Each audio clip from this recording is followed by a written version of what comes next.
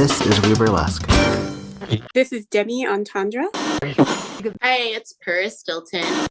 This is Quinn Dixie. Hi, this is BB Sanchez. Hi, this is Eats a Dry Heat, and you're listening to WEBurlesque Season 10.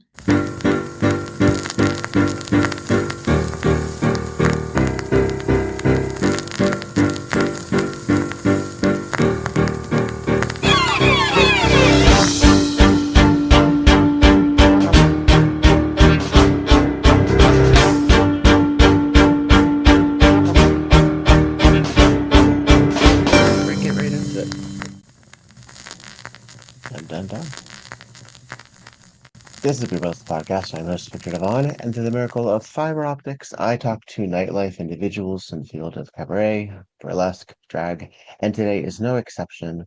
I have Delightful on the pod. Hello, Dee. Hello, how are you, Victor?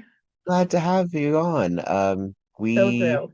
We met, gosh, August? It must have been August, at at OBF. at the Ohio Burlesque Festival, where, Although I've been following you for much longer than that. Yes. oh, please tell me more. You're in Central New York. I am. I'm in Freeville, New York, which is basically Ithaca, New York. Okay, I've been to Ithaca. Yeah. So, home of Whiskey Tango and Home a of number Whiskey of Tango Sideshow. They actually, one of my homework assignments when Bellison was mentoring me was to research the entire burlesque history of the Finger Lakes region. oh, good. And Whiskey Tango was the troupe that brought burlesque back to the Finger Lakes, during the revival. Yeah. Have you always been in that area? Mostly. I wandered Mm. for my 20s, as many of us do, and then came back in my late 20s, early 30s. Yeah. Why do you think that that area, possibly besides, there being either family or, financial reasons, but why do you feel that that area is right for you? What is it about the Finger Lakes that is? It was a family thing that initially drew me back. But I love the Finger Lakes. I think I always have to live somewhere that has four seasons Uh, that I can see the seasons change. I uh, also think growing up on water, with all the lakes, I grew up like my window faced a creek.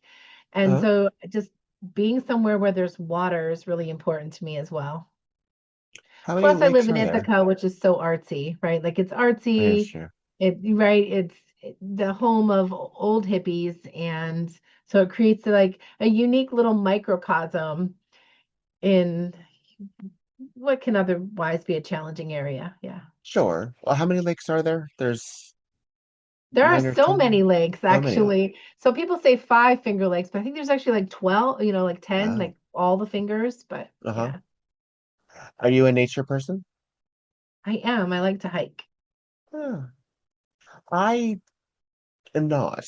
I've learned this about myself. I mean, I will go out and I will, I'll enjoy the out of doors on occasion.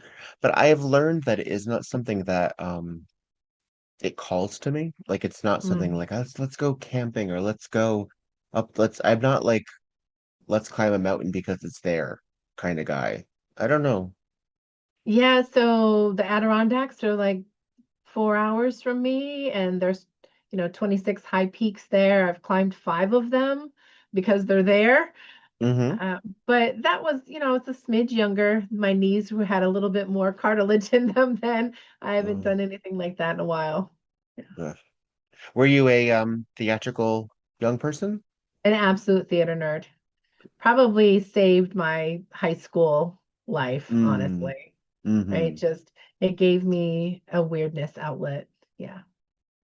We are within a realm of age similarity. May I ask? I'm 56. Oh, okay. Then, all right. Then, great. Yeah. Just a tad older than you. I It's didn't a start tad. burlesque until I was 50. Yeah, so And, 56. this is a story for some folks. Hmm. Dear friend Sepia Jewell, who is in San Diego, has a similar story. So we'll get to Yeah. the path, but what did you do before all of that that was so time consuming before you found yourself on the stage and producing? I mean, I did a lot of things. That's the thing. I do something and I love it for a while and then I wander off. But I was Mm, also a single mom, right? mm. So a lot of that time went to raising my son and all of his activities. And you know, they didn't have the internet when I was in my 20s, so there's not no documentation of those years, and that's cool with me. I did wander a bit, and I had to get some things right side up in order to raise my son. So I spent a lot of time doing that. I decided to get a master's degree. I did that and worked You on know, my just a little thing like a master's degree. little things, Yeah, from wow. Cornell University, where I Goodness now work. gracious. So yeah, so I did all. What was the field? I did it in industrial and labor relations. I focused on leadership and organizational behavior and development was really my thing. I love it. I love it. So, Can you uh, give me a practical usage of that in the daily world so I have an idea of what that actually means? yeah, I think well, one, it makes me a really good manager because I'm more focused on people and how Sure. people go together, but then also how people fit together with systems. Okay. So I do that a lot. I Hmm. actually do a lot of leadership training as well. I managed to weave that into almost everything I do. My day job is actually as director of IT for the university libraries, and which I never would have stuck with for this long if I wasn't able to weave in things that I love. So I facilitate Cornell's staff leadership development programs. I got a grant last year to start a women's leadership program at Cornell. And so I apply that degree in all kinds of different ways to keep myself happy. Do you know what you were thinking it would be when you started? Did you have a specific path in mind for when you went for that degree? No, I just knew that I really liked training and development. My undergraduate degree was from Wells College, an all women's institution, which has since died. But and I was in English education. I thought I would be like a high school teacher, and I really hated it. So, but I'm still a teacher at heart. I'm still a teacher at heart. And so I was trying to figure out how to do that, but I'm really interested in leadership and self-development and professional development. And so I thought somehow I'd weave that in because I work at Cornell and I worked at Cornell at the time. Our business school is really famous. And so everyone kept pushing me to do an MBA. And I just had no desire to do that. And so I decided to do a master's in ILR, which is still a professional degree, but more aligned with what I love. Well, it Yeah. has to do with people, right? So it has to do not Yeah. only with organization of files or systems or concepts, but also the people who are behind those. Huge people. And Yeah. I would imagine that that has been very useful in the burlesque production It world as well. has been extremely useful. Yes. Do you Yes. I love think that that. you are fairly insightful person when it comes to figuring out what prevents or what an individual might need to work on to be the best that they can at leadership or at a specific task? I think I'm very good at that, Mm, actually. I really believe when you're working with people that if you're a leader, and I think everyone's a leader, so there's that too. But like if you have a leadership title or you're responsible for developing people, that's where your focus goes. mm, I don't think my job is to create mini me's all over the place. Like I think I'm enough. But what I want is for people to be the best that they can be, or whatever it is they want to be. mm. Or the happiest they can be because you can want to be like, I'm going to be the best at this. And you might not be, but is it bringing you joy? Is it bringing you is it putting good out into the world? Then do that. And so I've always tried to do that. I think Like at work, I tell people if I'm the smartest person in the room, we've got a problem. That there should always be people smarter than me there, and that the reason why I'm such a good, like people consider me like really effective or really this, and I keep saying it's not me. It's that I'm really good at hiring and developing people. Mm. And so I hire really good people and I develop them and then they make me look good, which Well, you is why brought I'm a really good burlesque producer too. which we'll get to, I promise. No, But you open up an interesting philosophical question that is everyone truly a leader? And is that actually so possible I and think effective? I think I think that you can lead from wherever you are. You don't need a title to do that. Hmm. Sometimes being a really good leader means being a really good follower. So there are Hmm. times in my life where the best leadership that I can do is to follow others, Hmm. and the same is true in reverse. Sometimes you do have to put yourself out there and step out there, and you can lead by example, you can lead by behaviors, you can lead. There's just so many ways. Hmm. I suppose also what that would imply is that you would be leading others as not only by example, but as a follower, as you say. Yeah, And of course, we mean that in all the best ways possible, I but do. as a vessel to receive an understanding, and especially since we've talked about this off the pod about our individual passions for intersectionality as well as amplification and marginalization and finding, I don't know, it's obviously such a scary fucked up time in the world. We At the time of this recording, we're dealing with the civil unrest in Minnesota, obviously, Yes. um, which is getting all the press, but is not the only place where things are happening. We obviously have a great deal of complications with our political and governmental figures in all kinds of ways.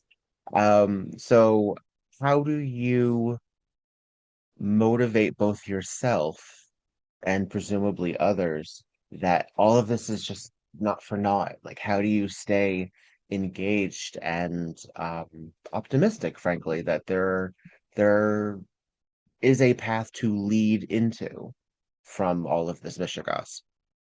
I think that is such a good question, Victor. I It's an think easy all one of too. Answer it in yeah, 4 or 5 seconds if you can. Yeah. breezy. I got that. No, I think I think it's really important that we all remember that we're all going to have bad days right now. Um, and to give each other some grace for that, not to Mhm. suddenly be like, oh, Delightful is an absolute bitch. No, Delightful was having a bad day, Mhm. and we're all going to have them, and to try to honor that, but to also honor our own bad days. I know for myself, um, like even just last week, uh, I was like, I just woke up sad. I Mhm. woke up sad. And, when my partner got up, I was like, I have the sads today. I have them. I can't shake them. And this is who we are today. I think trying to pretend you're something else is really detrimental to your own mental health. And so I have the sads. I really do believe that joy is a form of resistance. I do. And I think if we can create joy that gives the drag queen Peppermint at New York Comic Con last year was leading a panel, and I was at the panel and I just loved it. But someone asked her that very question. And, like, why are you out here shaking your ass in the apocalypse? And I'm like, this is such a great question. And she said, because it brings me joy and it brings other people joy.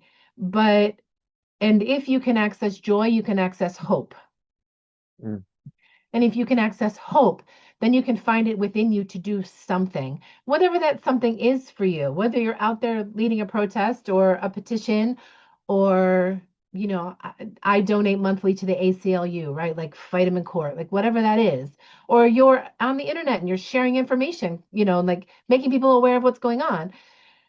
Something to shake those sads up so that you can wake up and do something. Mhm. That's what keeps me going. That's, Mhm. yeah. it is interesting because uh I've said this before that a lot of burlesque performers and a lot of theatrically minded individuals and a lot of artists are, different shades of atypical in the crayon box. Mm, So a lot of us are coming from alternative perspectives already about self-identification or about how we react to things or how we see things or how we are seen.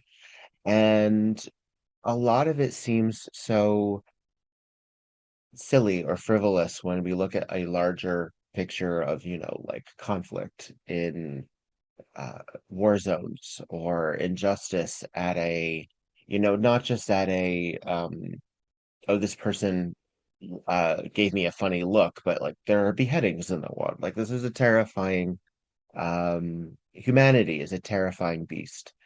And the thing is that I am not a big picture kind of guy. I think creatively and psychologically, I am very much like, let's get through this one particular thing.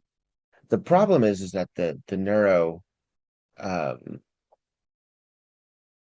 atypicality throws some curveballs at me because then it's difficult for me to focus on just the one thing. I get five or seven, and I have to focus on the five or seven before I can get to, the next level. Um, as someone who is working with all those flavors also in academia, I would imagine there's not only just a lot of patience training and a lot of work that you do on your own, but that you have to encourage in other people because we're all, I'll say it flippantly, all fucked up in different ways. yes, But we're all fucked up in trying to help each other as yes, well. We're all trying to accomplish something, even if it's just a show, like even if it's quote yes, just a show, for an hour and a half for an audience, because we're trying to enjoy ourselves. We're trying to get, the bar money. We're trying to get the audience to feel something. yes. Um, as someone who is also a big fan of burlesque, what do you find you get as an audience member in this weird, fucked up, troublesome time when you're not behind the reins, when you're actually an observer and a receiver? I get so much. I love burlesque. I really do. I One of my favorite things that Samsonite said last year was be a fan first. Hmm. And it was one of the first times that I felt validated about my fangirling that because I truly do that you are a recipient of it at one point. Like just I truly do. Like when I see someone that I have admired or love something that they did or they made me feel something, I fangirl all over the place about that. And I gush and I love it and I ask for selfies and I do all the things, right? And it really does bring me joy. Hmm. Um You're a big documentarian like I am in that regard. yeah. Like I want a physical proof that it Yeah, existed. this happened, right? Like picture it didn't happen. Like that is like something. Yeah. And I just I love it. But there are also like moments from there are moments from burlesque experiences that I've had that like live rent free in my head that will pop up when I'm like, oh, this is bleh, and like seeing Gigi Holiday at Beehoff last year. I Gloves. gloves, Just gloves. Yeah. just For four gloves, minutes. 4 minutes of gloves, and I was riveted. And to Oh this, yeah. and almost, I mean, 9 months later, I'm still like, I knew immediately you bet though. That's the thing I too, is know, that I've right? seen Because a dozen Gigi wow, Holiday acts and I knew immediately. Yeah. Yeah. yeah, it just was wow, or um, I had met, Jezebel Thunder and Tito Benito. Um, I did Practice in Las Vegas, and Jezebel Thunder was my icon feedback giver, Mm. and Lovey Goldmine was my legend feedback. I have it framed in my Burley bathroom, their feedback to me. And then I saw Jezebel at a festival and went to one of her classes, but I also like literally ran into her and Tito getting off an elevator as I was in, and I did the and blah, and then can I take a photo? And then when I saw them at Beehoff, I didn't see them. I was walking to get coffee, and I heard behind me D, and I turned around and I looked, and it was Jezebel calling my name from down, and I in my head I'm like, this is not my life. Like she doesn't actually know who I am and is not actually calling me out. And like I get so much from that. And I Mm. also try to remember that, well, I am not as famous as Jezebel Thunder. There are still people who think I'm pretty cool. And so when I'm producing, when I'm performing, I'm always trying to give people those kind of moments too, so that they can have them. Because I know what impacts me and I try to share it with others. Well, there's been a lot of discussion about competitions, and there always has been, Yes, there always will be. I mean, I can't imagine, honestly, how burlesque would function if we ourselves did not give ourselves the awards, because there is agreed. no, I mean, there's no outside source. And I mean to the point where we see, like, we even have like humanitarian awards, and the people who get Hmm. humanitarian awards, besides activists, are very often critters or Hmm. writers, or they're known in another field.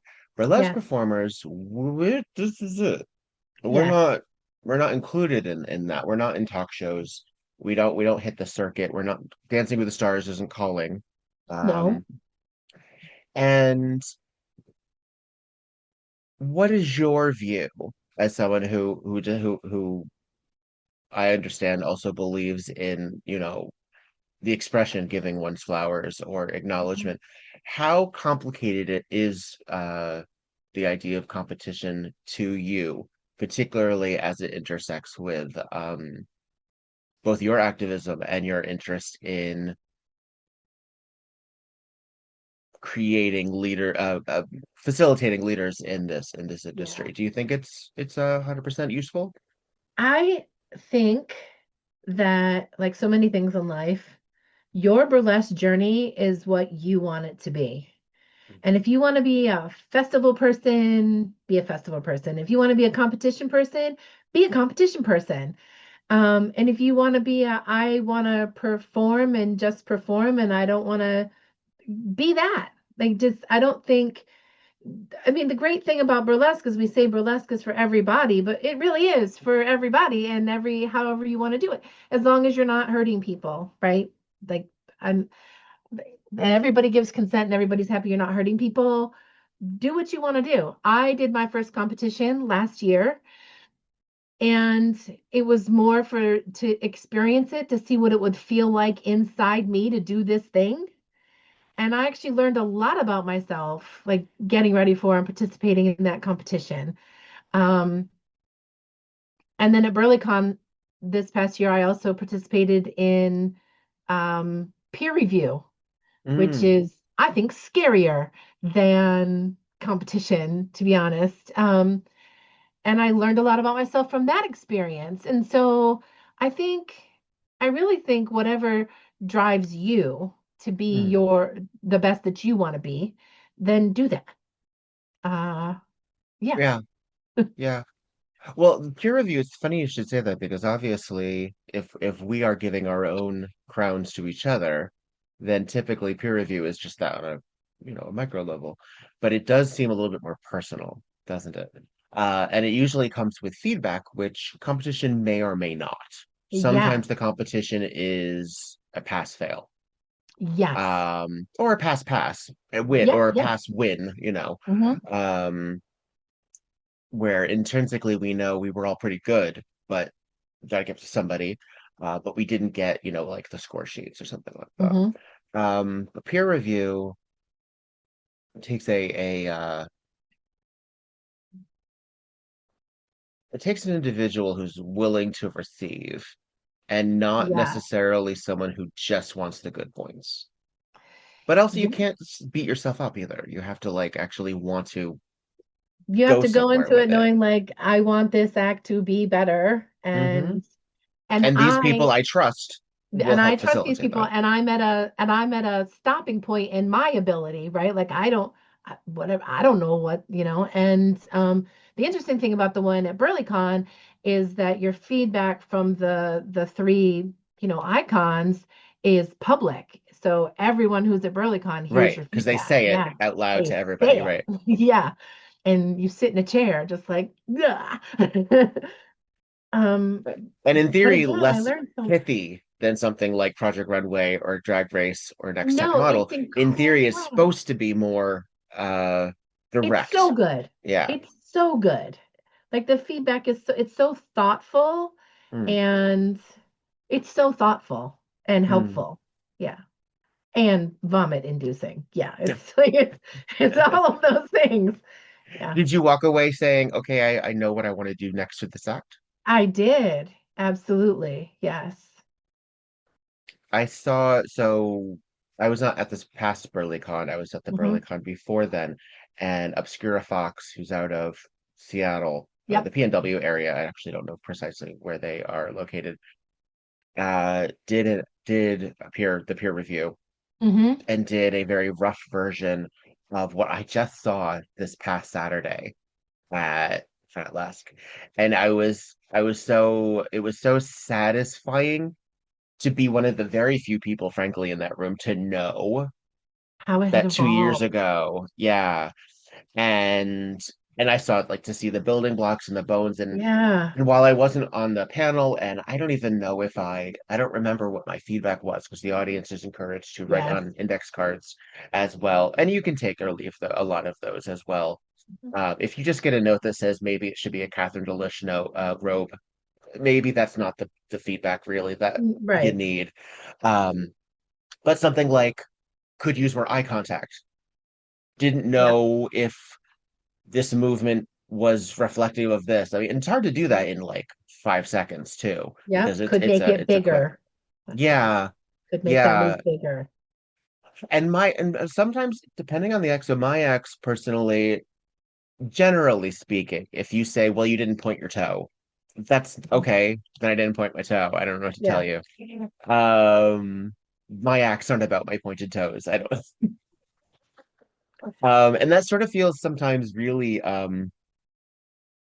self-important or self-indulgent to say, like, well, my acts are more important than that.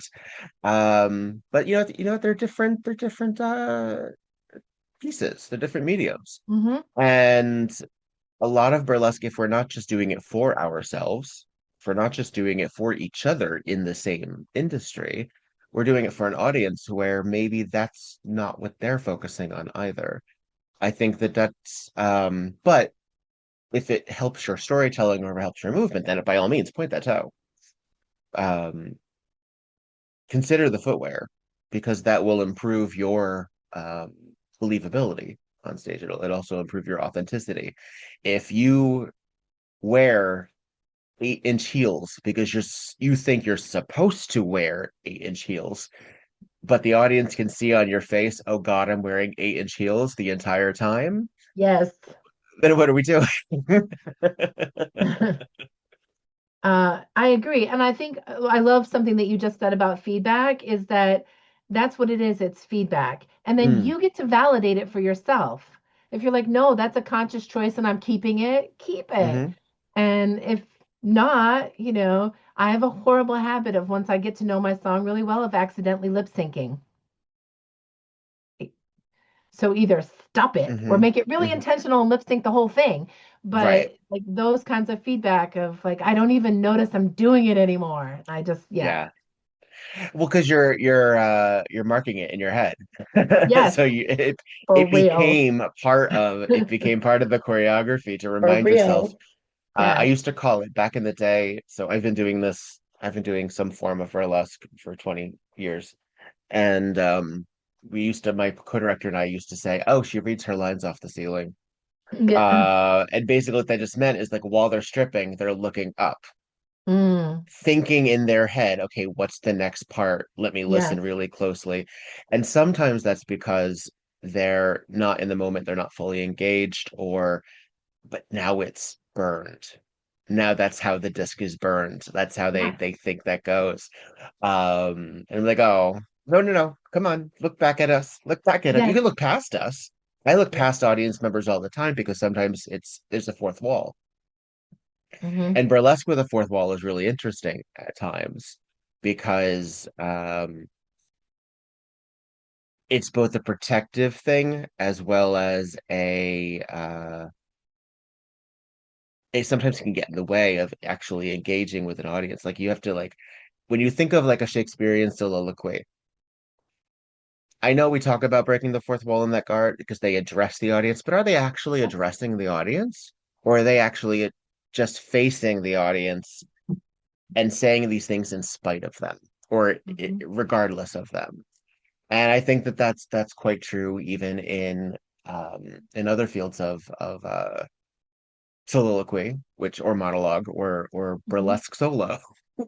Are we really doing it to an audience or do they just happen to be there? And it depends on the act. I think it Do really you, depends on the act. Yeah. Hey, this is Viktor Devonne. I know it's difficult to strategize how to spend money and where that money should be going, and I thank the folks who have found some way to support financially this podcast. Massive love to the people on patreon.com/WeBurlesque. Thank you very much to Courtney Jones, Dottie Rebel, Charlotte Strudel, Paris Stilton, Luna Delay, Goosey Gander, Roxy Reverie, Faye Havoc, Tiffany Lane, Madam E, iRed, Shimmy LaRue, Curly Bright, Oliver Swisky, Sebastian Crane, Alex Collode, Bo Bridges, and Stormageddon. Love you very, very, very, very much. If you would like to support the podcast, you can go to patreon.com/WeBurlesque, and I promise you those dollar bills go to servers, to advertising, to actual real costs, including WordPress, GoDaddy, and people who need my money. So thank you very, very much for help supporting the podcast, and thank you for amplifying the voices of those upon it. Love you very much. Yeah. What is your act development like? Before we get to the production side, which we're about to, how about you as an individual? What is your process? I wish I could tell you that I'm like, this is my process. It does not happen that way for me. Usually I either one, I hear a song and I'm like, I must do something to that song. And then I start working from there. Sometimes I fall in love with a costume piece and I'm like, well, this needs to be something. Mm, And I start looking for a song or looking for a why. Oh, like why? If I don't have a why, I'm not my burlesque has to have a story to me at least, or it doesn't work for me. So, like I think part of that is because I do not have a dance background at all. So, showing up on stage and doing this beautiful dance number with reveals and a gorgeous costume is probably never going to be me. hmm, Um, However, I so love it when other people do it. I really do. But it's probably not going to be me. So my burlesque has to so I have to have a reason why I'm doing this act. What story am I telling? What message is there? It doesn't have to be a heavy message. It could be. But like, like why? And once I figured that out, then I get excited. mhm, And choreography for me is almost always last. mhm. And Well, that can yeah, be informed by the wardrobe too, because could then you be. have to start taking things off in a Yep. strategic way. Yes. Yeah. Yeah, so that's my process. Something inspires me and then I must make it happen. I must put it on the stage and whatever that is and then I start working around it. So, like I'm working on an act right now which is it's an upgrade to like a books act. I love to read. I love to read. But right now, because gestures at the world, I'm reading a lot of like fairy smut books, right? Just so much escapism. Okay. Uh, and so I'm like, I must now upgrade my books act to reflect this. Like weave in some spoken word from the audio books of some of these like memorable moments that every smut girly knows, And So like now my costume needs an upgrade because now it has to be way cooler than the one that it was before. And so now I'm working on that. And that's what happens. Like something happens, I'm like, well, now this thing that I did before. Also, it's been about 6 years for me.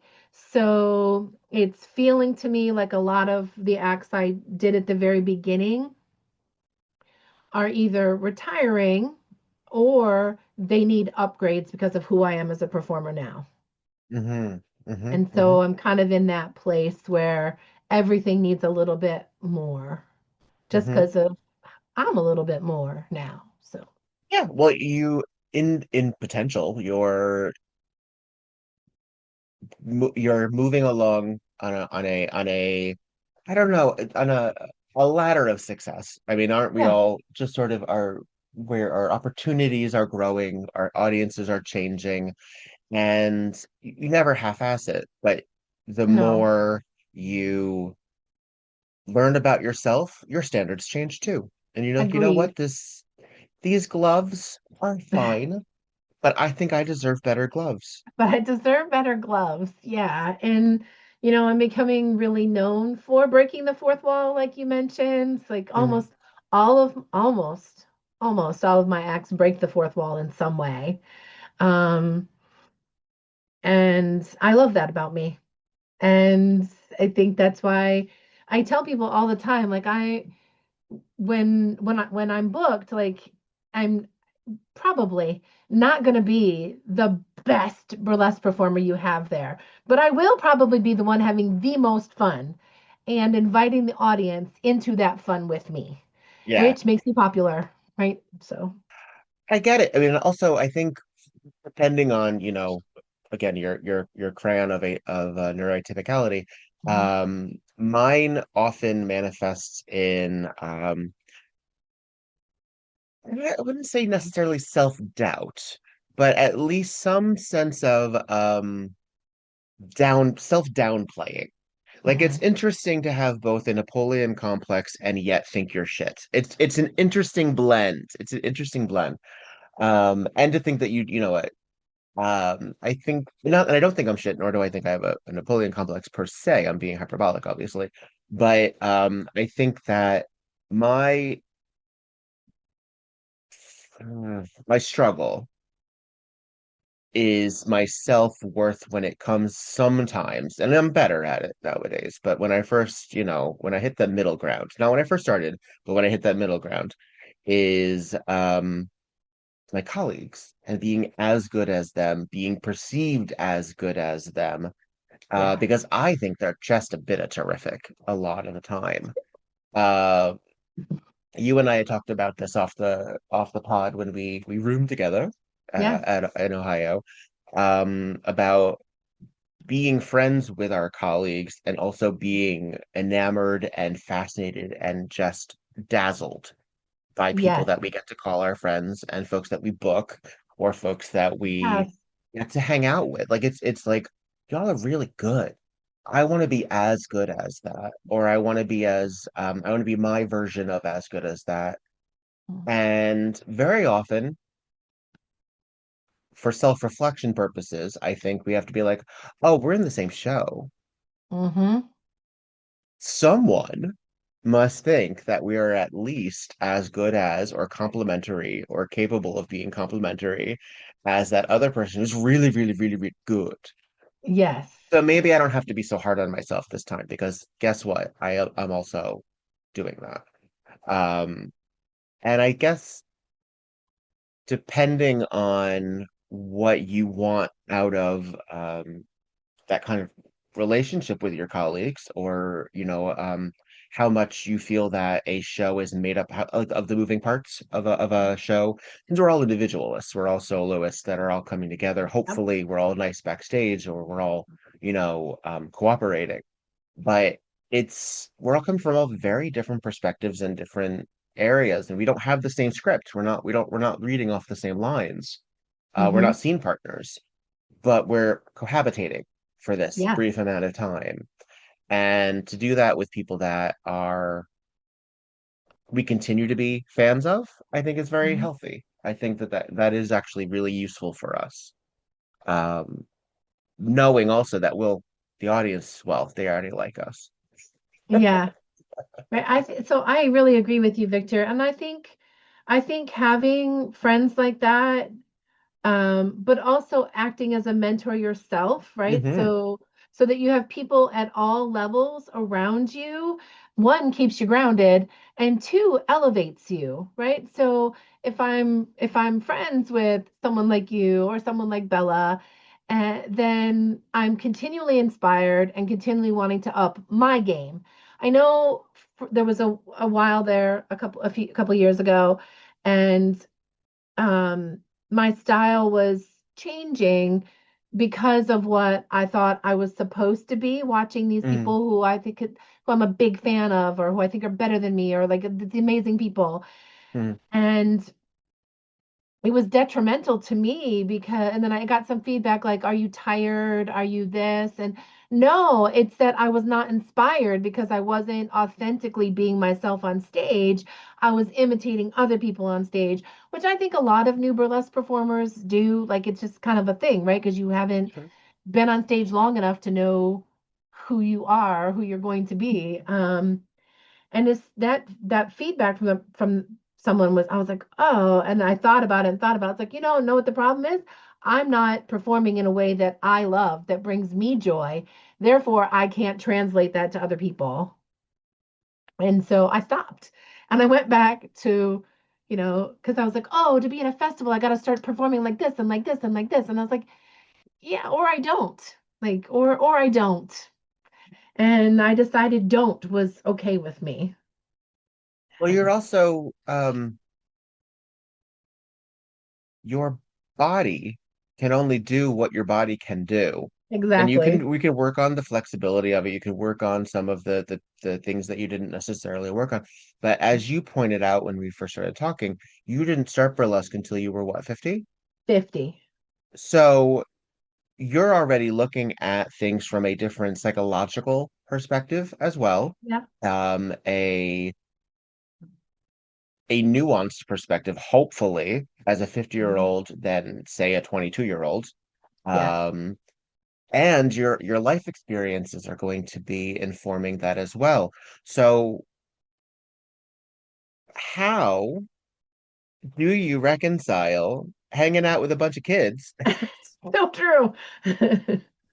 and also the and keeping that into check? Because I have to say every once in a while we're kind of bitchy as burlesquers when it comes to the youth. Whenever particularly what we do love to do now is when somebody talks about how old a song is and we're like, that was a song that was popular in high school, how dare you. But it's like, time marches on, and you're working with folks who are younger than you, and then also what they're capable of doing either with their flexibility or their body type or what have you. um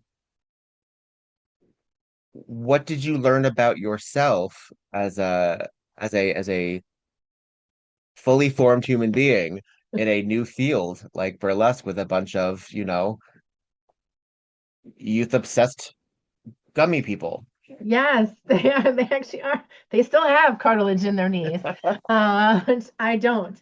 Um, I don't know that I've ever really thought about it. I really feel like when I showed up to burlesque, I just showed up like I belong here, like you belong here. Here's the other thing. If we discourage younger folks from getting into burlesque, then We what happens die. to burlesque, right? Yeah. So I think it's really important to embrace um, new folks into burlesque, no matter what they are, Hmm. young, old, fat, thin, queer, like everything, Hmm. and to really nurture that with each other. I mean, do I see people, jumping into the air and landing on their knees and think, oh, that was so dramatic and so cool, and that's not happening over here. Um, that's They may regret that. right. And I'm like, yeah, no, that's cool. I'll be over here. But I love it. I really do like I don't just say burlesque is for everybody. I really like I believe that in my soul. And I think people who don't believe that should GTFO. I really Mm, do. And so I guess some of those things I didn't really think about, but also like just let's be clear, I married someone who's 15 years younger than me anyway. hmm. Um, when I was like I don't know, 49, I think I was Okay. 49 when we got married. And so I already had like it's just I don't know, That's I a think I fully live formed human young, being too. right? I think I just It's live not like you were young. you were robbing the cradle or anything like No, that. we were much older, definitely way Different, older, yeah, but different pivotal life experiences, yeah, I certainly. just, Yeah. my mom had early onset Alzheimer's, and she got it when she was 62, Mm, and it can be genetic, unlike, older onset Alzheimer's, and it just fundamentally shifted how I lived my life. It really mm, did. Like, I got rid of I call it Marie Kondoing my life. I just like, hmm. does this bring me joy? It's out of here. Does this person bring me joy? They're gone. I just like, um, which is how I ended up divorced, and then thinking I was never gonna get You Marie remarried. Kondoed that. I did. No, I really did. And I like all of these things, and I just thought life is truly short. I mean, like people say life is short, like it's the thing. Life is short. Life can be truly short. Yeah. Um, and I didn't want to die or get Alzheimer's with regrets. So I made a list of like, I called it the last 40 days of my 40s. And so it was like for the last 40 days, I'd be in my 40s before I turned 50, of 40 things that I'd always wanted to do that I had never done. And I just started crossing things off the list. I had never Mm. danced on a bar. I danced on a bar. I wanted my nose pierced. I pierced my nose. Like I did like all these things that I didn't think I'd do. And one of them was taking a belly dance class, like doing and actually performing in public. And where I was taking classes, offered like an 8 week or 6 week like burlesque class. And I had loved burlesque. I've been to whiskey tango shows many times. Um, and I was like, well, I'll take that. That'll be fun. And like it felt like a safe space community for me. And at the first class, which was taught by a whiskey tango person, Danielle St. Velvet, Okay. um, Yes, yeah, yes. she was like, okay, so your graduation is this group number will open the Whiskey Tango show at the Haunt in January. Um, and I was like, the fuck it will. Like, I went home and I told my husband, I was like, pretty sure I'm not going back next week. Like, but I kept going back and I kept going back um and it got time to perform, and I showed up for the performance, and I like love at first sight. I don't know if it happens for humans, but it sure did for me in burlesque. Like I just when I was done, my husband looked at me and he was like, he's like, I know that you love your belly dance friends. I know you love them. He's like, but I've never seen you light up the way I saw you light up on that stage tonight. And like, if any part of you wants to keep doing this, like maybe think about it. And I was like, yeah, absolutely, I'm going to do this. And I signed up to Hmm. be a bourbon babe for Whiskey Tango. And that was January of 2020. And so 2 months later, um, Yeah. but I kept learning online. I kept doing, I started, I think it was actually beneficial because then I spent like a whole chunk of time learning my burlesque history and taking classes and reading books and watching old movies and like doing all this stuff. Hmm. So when I was ready to get back on stage, I had at least created some like at least depth of I knew what burlesque was. Yeah. Right. Well, because you said as a theater kid, as a theater person, as somebody Yeah. who's really interested, you were a fan first. Was Yes. that time in January 2020 really the first time you had gotten on stage as a in a theatrical fashion?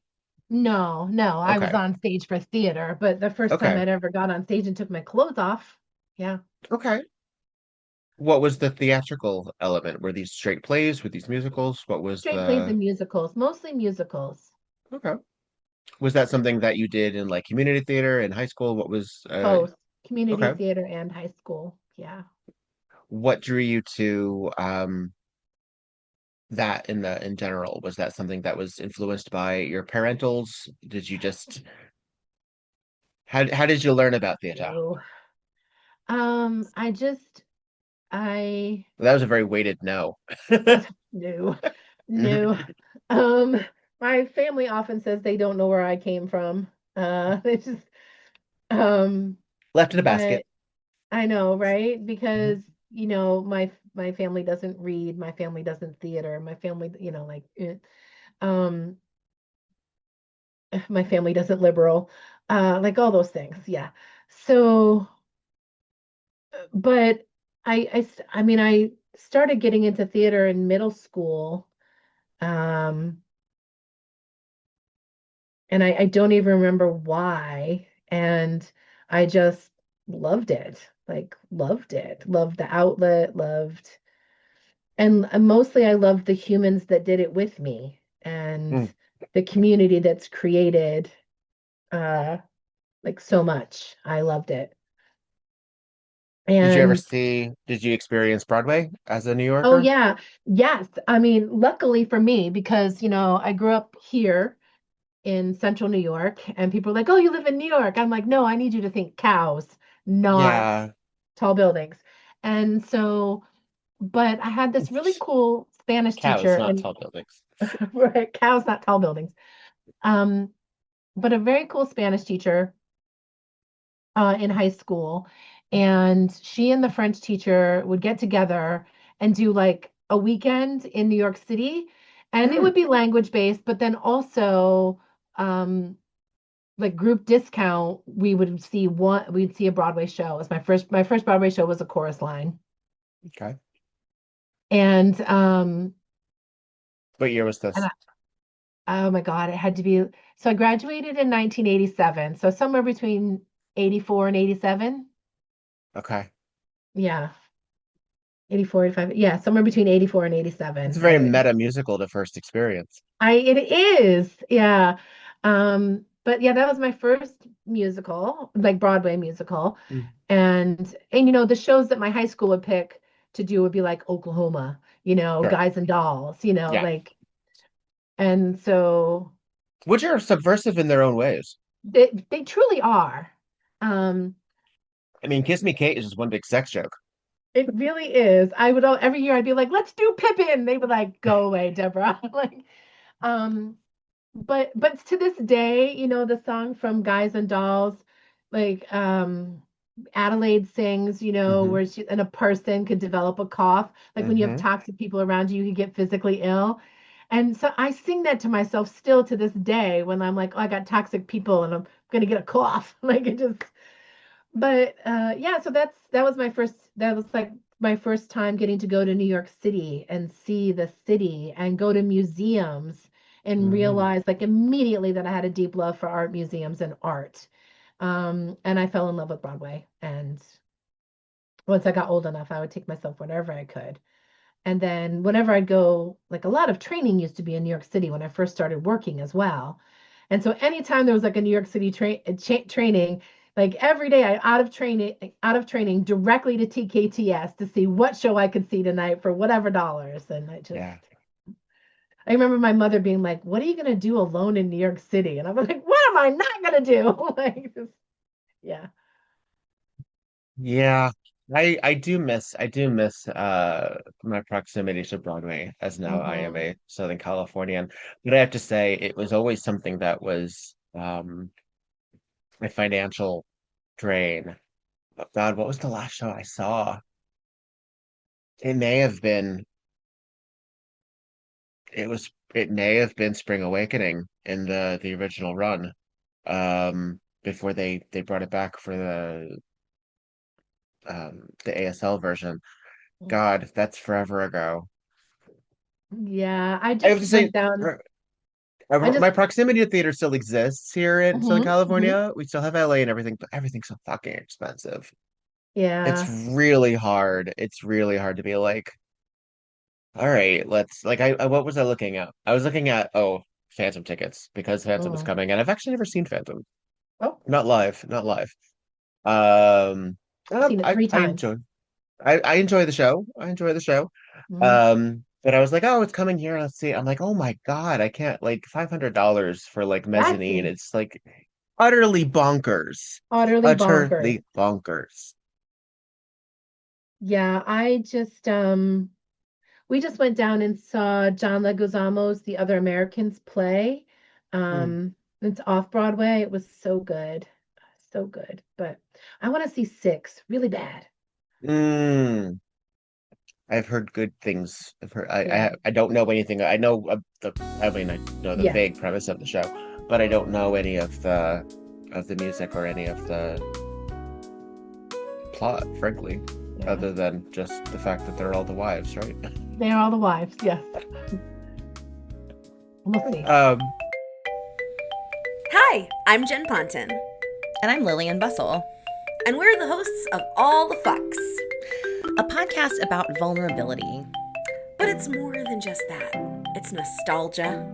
It's unrequited crushes. It's the mortifying moments that make you want to crawl back inside your own belly button. Ooh, and somehow it's sometimes about pelicans. A pelican allegory, if you will. Oh, I will. So if your heart has ever felt like a skinned knee, Oh, you'll fit right in as one of our fuck buddies. All the Fucks. A storytelling podcast wherever you listen. Tonight on Murder, She Wrote. Hooray! Hey. Yeah. It's kind of Piper Laurie and Brenda Vaccaro at A Love Child. Thank goodness. I want to know These her. nails. Yeah, where's her series? That's what She's I want. fabulous. The son is Joaquin Phoenix. I know, isn't that nuts? And he is an ugly little kid. I'm sorry. We're just like, hey, remember when this guy was in this obscure Broadway show in 1976? Right? Look at him in those tight pants. Yum. Well, because there's not But a we lot do really get- going on. It's Yeah. supposed I mean, unless you're listening to the dialogue, which frankly, audience at home, you can do without us. We're just Yeah, do learning your own about work, some of these damn it. backstory. But Right. Boswell put her up to it. Yeah. And then Trish had to be killed because she realized that Boswell didn't have her interests at heart because Teddy was the inheritor. Yeah. Playing her like a fiddle. Oswell knew it, and Trish just gulped it down like one of those martinis. And then tossed it onto the lawn. And then lost her head. Poor Trish. Trish loses her head. This is Viktor Devonne. And this is Petra Fried And this is Tonight. on Murder, She Wrote.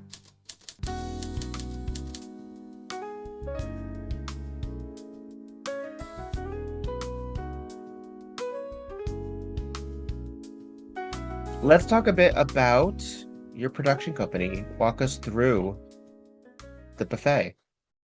Oh my goodness, Burlesque Buffet. Burlesque Buffet was an accident waiting to happen. So my whole story on how I got started in burlesque, and then I went solo, and but like my start wasn't great. There was a mentor producer who was really freaking mean to me. And so I stopped that, and I thought I was just going to quit entirely. And after a couple weeks of crying, I was like, nope, now I'm mad. I'm a Scorpio. So now I'm a mad Scorpio, which means vindictive as hell. Yes. Sure. So I was like, But you not also only, had the wherewithal as a 50-year-old, already Yes. going through life, yes, going through your masters, all that Yeah. jazz, done. just to put this into perspective. Yes. Can you imagine the ingenue No, 22-year-old who's like devastated for I would and never want goes that for through years of anyone. that. Yeah. I was devastated as a 50-year-old. So no, I would never want that for anyone, to be perfectly honest with you. And Sure. I actually take mentoring and educating others really seriously, like with such love in my heart. So anyway, I did my first solo, and a friend saw that online and said, would you like to do burlesque in this fringe festival? We're having our first ever fringe festival in Oneonta, New York. And I was like, oh, I'd love to. So I filled out the application. And so I thought they were asking me to do a burlesque number in this fringe festival. And what I got back from them was they wanted me to put together a burlesque show for this fringe festival. So keep in mind, I've had a pandemic. I've been doing burlesque like 3 years at this point, 2.5, 3 years, and I've done one solo. And I was like, absolutely not. Like, I can't do that. However, my husband, my partner, my Burlesque Buffet co-producer, had been an event coordinator, for like a decade. And he was like, I don't know, I think you could probably do this. You have all the life skills for it, right? Like you're a certified project manager, you're this, you're that, and da da da. And I was like, all right, I'll give it a shot. And so I called the show Burlesque Buffet because I'm not a huge fan of theme shows. Some I absolutely love, and I'm like, that's so cool. But when it gets really niche and they want new acts for everything, I'm like, somebody else do that, not me. But so I just wanted it to be a buffet of burlesque, and whatever your style is, come do it. And Pick your own pick plate. your thing, come do this Yeah. show. And so we did. And I actually put together this, quite frankly, like tooting my amazing show. Okay. And so, and that was kind of it. And I was like, okay. And then I'm like trying to build my own career, right? Like, da da da. And then in like, I don't know, December of that, a few months later, Funk and Waffles here in Syracuse, New York, which is kind of famous because it's been on diners, drive-ins, and dives several times. But there, half of it's the waffle place, and half of it is the funk place with a stage and everything. And my partner was friends with them and said, hey, how come you've never had burlesque at Funk and Waffles? And the next thing I know, I'm producing another show, but they're calling my production thing Burlesque Buffet. And I'm like, that's not the name. That was the name of a show. I lost the battle. Sometimes people choose for you and you're like, but that's not it. But it is it. And so Burlesque Buffet became my production thing. I think I produced 4 shows that first year. And then produced What like was the name 8. supposed to be? What did you think it was going to be? I never even thought about it because Well, then it doesn't matter. Gonna be a producer. And so that's how I started producing. It was completely by accident. Sure. And then the following year, I don't know, I think I did 8 shows maybe, but one of them was like a huge show that Bellison came and headlined, at the Palace Theater. And that was such an accomplishment for me. It was also exhausting. Like folks who produce shows like that all the time, or festival producers, I just yeah. Whew. So yeah, it's great. And that's how I started producing. And then just like producing started evolving for me to more reflect who I am. So not just how I had seen shows be done or participated in and how they produced it, but like what has meaning for me? What am I trying, like why come to a Burlesque Buffet show, right? I started tracking other producers, tracking like 22 producers around, from Buffalo to Albany, just, in upstate New York. And I'm sure there's some I don't know about. So, but They I'm pop like, why every day. right? That's the Like other thing is it is a living medium. Keeps changing. Whew. But like, why come to one of my shows? And then I just decided to like start putting who we are out there. So, we have a whole thing on like, if you're not going to help us create this space that is queer, that is BIPOC, that is no body shaming, no, like age, all different abilities and disabilities, like everything on the stage, then you don't belong here. If you aren't going to be, like you said, collaborative and kind backstage, you're not going to perform with us. There are some incredible performers around here who have never been in a Burlesque Buffet show, And unless they get some attitude adjust, they never will, because you're not going to be here if you're going to be mean to other folks. And so we started becoming known for that. Like performers are like, we want to be in your show. Like they're like, just for the green room vibes. We want to be in your show. We want to be in your show for the green, which to me is like the biggest compliment. Like that is Yeah. right. Like, and then I kept thinking like, but I'm an audience member. Why am I coming to this show? How do we like, not just our venues, we're already working, right? Like you said, bar sales and this and that and waffle sales and like whatever the thing might be.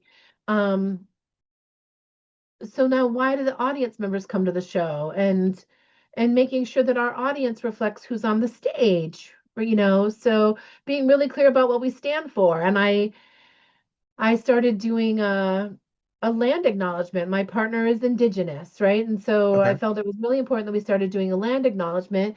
But I ran that by some Native American performers in my area to see how they felt about it. And they were like, that's a really nice land acknowledgement, but what's your call to action? I was like, what are you talking about? And they was like, well, if there's no call to action, then it's just performative and we'd rather you didn't do it. I was like, oh, Mhm. my heart. And so we decided that our raffle dollars, that half of them would go to Indigenous organizations in our area as a call to action from our shows. Mhm. And that was the first thing. Then we started putting together a community resources table for our audience. Everything on the table is free. And it could be immigration red cards, it could be safer sex supplies, it could be period pantry, it could be, mental health sticker, like whatever, all these things. We keep Narcan for free at our shows, Hmm. and fentanyl test strips and xylazine test strip, like all these things. Um, and we keep just especially we kept getting more and more radical with it after the last election. In what ways can Sure. we put good out into the world? And so that's what we do. Yeah. That was a really long answer to your question. But No, I would say please. my Yeah. producing evolved just like my performing. So my producing reflects who I am and what I believe, just like my performing does. Well, it's such a production is such a complicated task Oh, because it has to be fulfilling in a lot of different ways, not the least of which is to say, look at all these cool people that are on my stage. Because it is also dealing with a lot of personalities, a lot of the administration, a lot of the emails. I don't know if I mean, you sound like a highly organized person. Do you just live in Excel and Google Forms? Like, I do. I do live in Excel and Google Forms. So I didn't live in Excel until so Bellison was my mentor last year for about 6 months, and they told me that I needed a show template Excel, and I was like, I really don't need that. I only did like 4 shows, and they're like, make your damn template.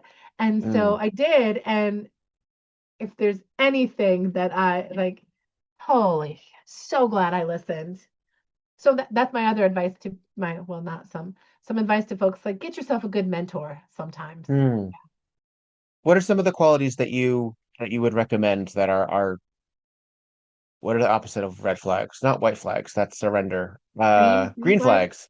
There we go. green flags and what? In mentorship that you In say, oh, you know mentorship. what? This is somebody that I should align with. What do you think are somebody that a newcomer or someone who's, been burned before Yeah. and says, you know what, I'm not living in the cycle of, you know, uh this isn't that this isn't MGM in the 50s. I don't need to Yes. be told that I'm not this or not that.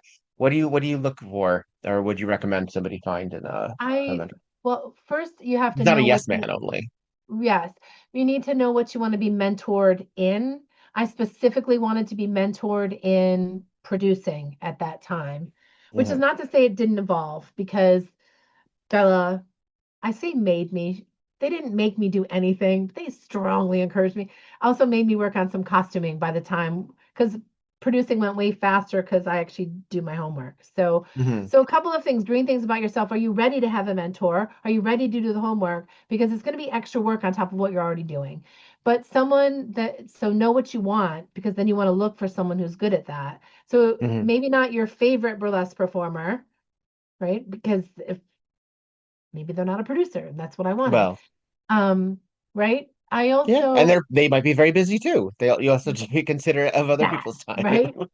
And the other thing for me is recognizing my own style.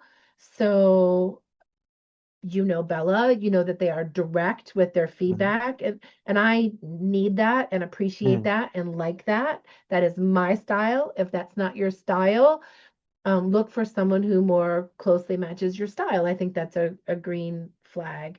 Mm. But you really want a mentor who's going to challenge you. Um, I If you're just looking for validation, you don't need a mentor. Like, um, not to say Mhm. that mentors shouldn't validate you because they do, but But that's you not all they're doing. Yeah. know they need to challenge you and just be like, here's your homework, do these things, or think about this, or yeah, whatever it might be. Yeah. Mm. Do you find that you're a mentor for others? I am actually a mentor for others. Um, I've I tend to scoop up burly babies sometimes, Hmm. who I see talent in or something, a spark in, Hmm. um, who might be struggling to figure out how to get going. And I don't gatekeep anything. So I will share with them everything that I did to get started. I actually did a virtual class a couple of years ago for BurlyCon before I actually got to teach BurlyCon in person, which was Hmm. one of the highlights of my last year, was getting to teach there and attend. But and it was all about like burly backstage stuff. But my my hook is that I haven't been doing it for 20 years. I've only Hmm. been doing it for 2 or whatever it was. Hmm. And so it's so fresh in my mind what I had to do. And I remember like viscerally what it feels like to be doing those things. And I also recognize that like I really got successful really fast, honestly. Like, some burlesque folks won't talk to you until you've been performing for 5 years. Well, how am I supposed to perform for 5 years if you won't talk to me? Like, all of these There's that. things, right? Yeah. And so, and they're like, well, go do open stages. And then 5 seconds later, stop doing open stages. You need to get paid for what you do. Like, you know what? I can't do both things. So, Elaine. Um, so I'll see them and I'll like have them over and I will feed them and I will just tell them everything that I know. And if they do stuff with it, they do. And if they don't, they don't. But and then I've had people reach out to me online and ask if they can meet with me for an hour. They've got questions or whatever. And I always try to do that whenever I can. I Hmm. just think sometimes you have to shoot your shot. And if people are doing that with me, I try to, if I have the time, try to recognize that and do that. So, like, no matter what it is.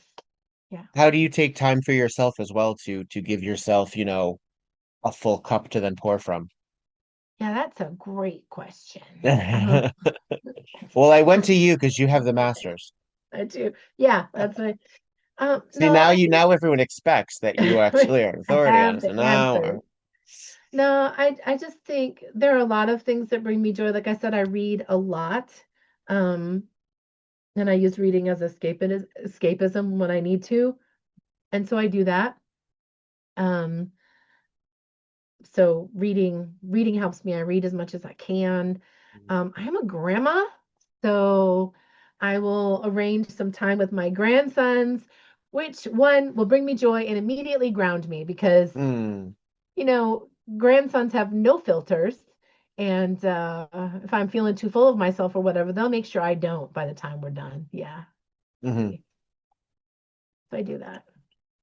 Do you have other interests besides the stage that you manifest? Do you still read like vigilantly and Vigilantly, I read like a lot, a lot, a lot.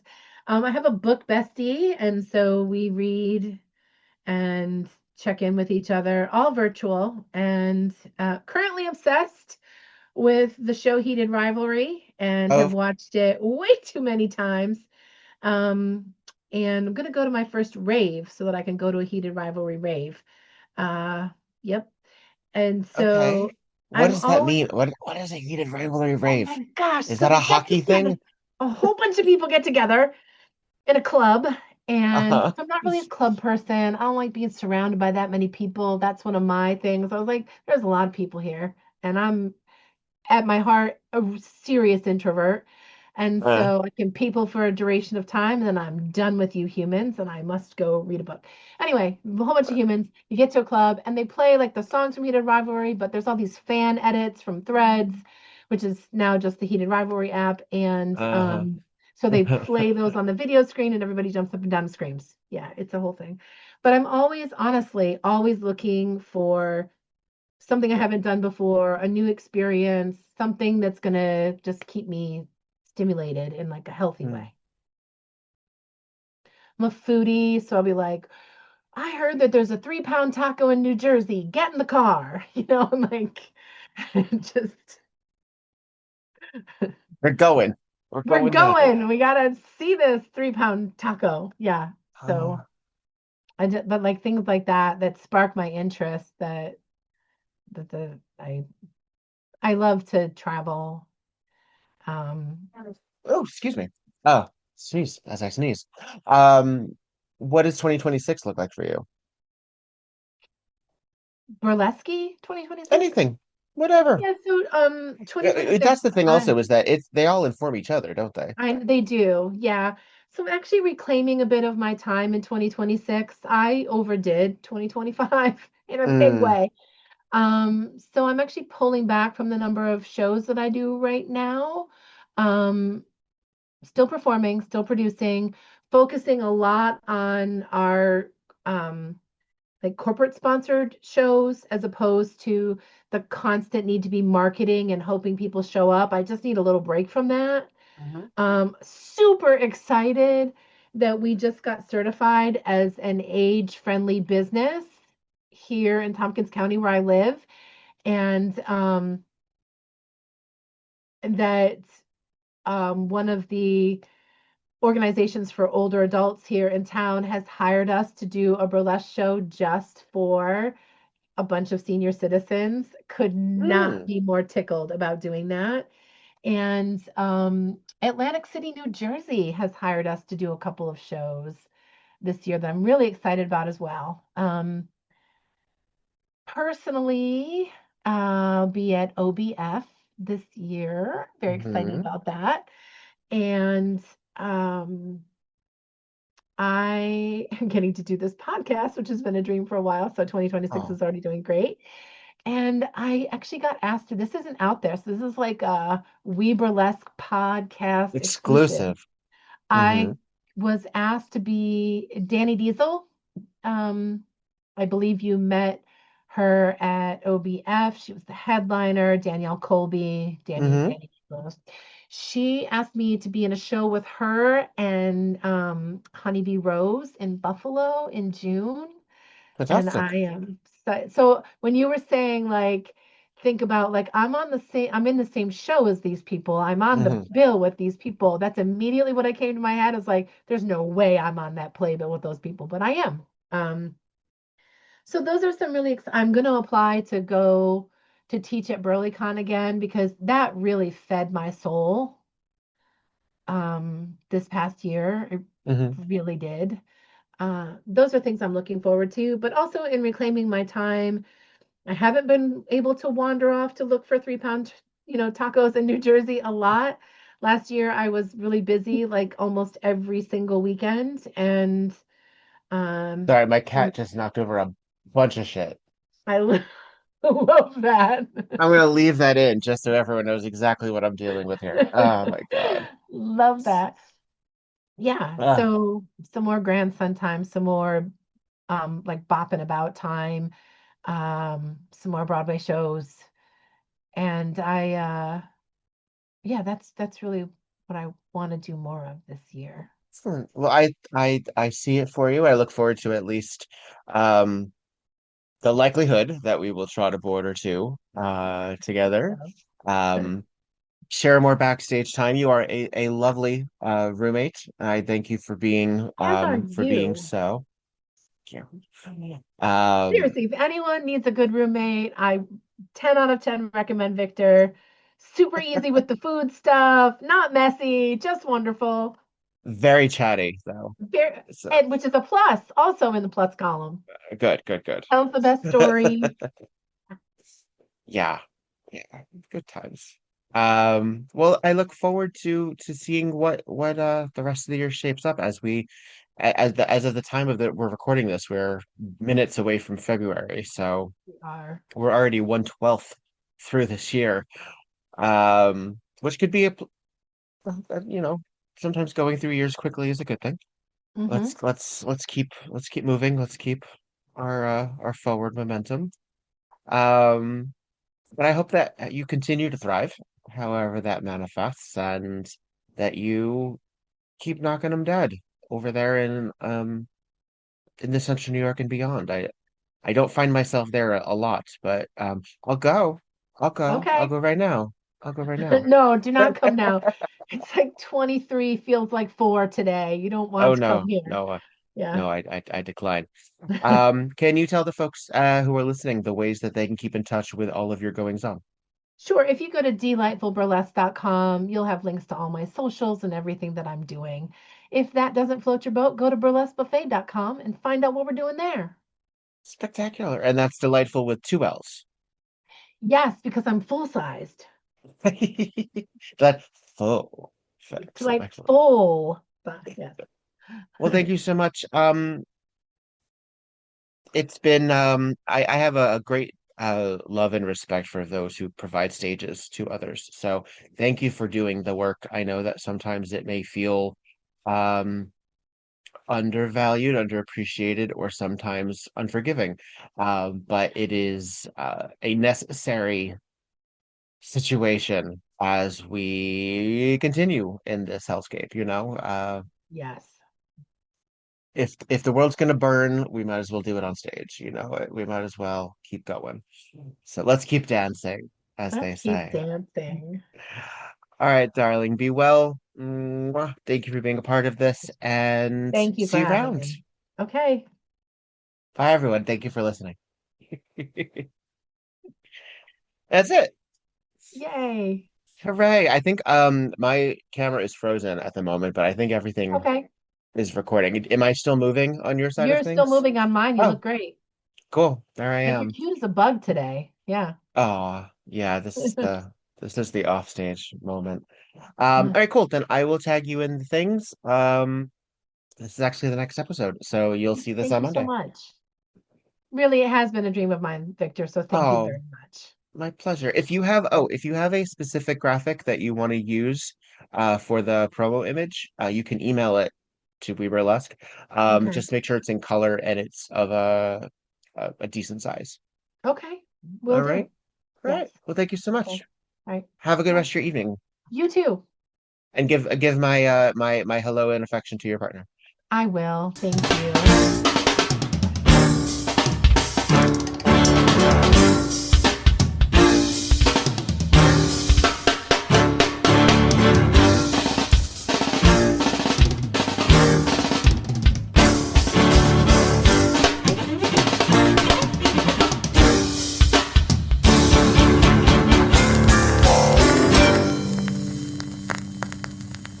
We Burlesque the Podcast, created, developed, and edited by Viktor Devonne.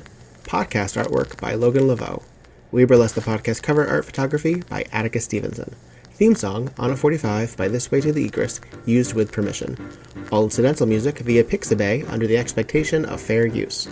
Please visit WeBurlesquePodcast.com for notes on this and every other episode. Follow WeBurlesque and Viktor Devonne on just about every platform, and support the podcast via patreon.com/WeBurlesque. Don't got the cash? Please follow, subscribe, and give 5 stars on every platform you can get your hands on. It really does help. All original material is owned by Viktor Devonne and White Elephant Burlesque Corporation. All other materials property of their respective copyright. No infringement, while likely, is intended. This episode and all episodes thereafter are in memory of Lucky Charming. Miss you, friend.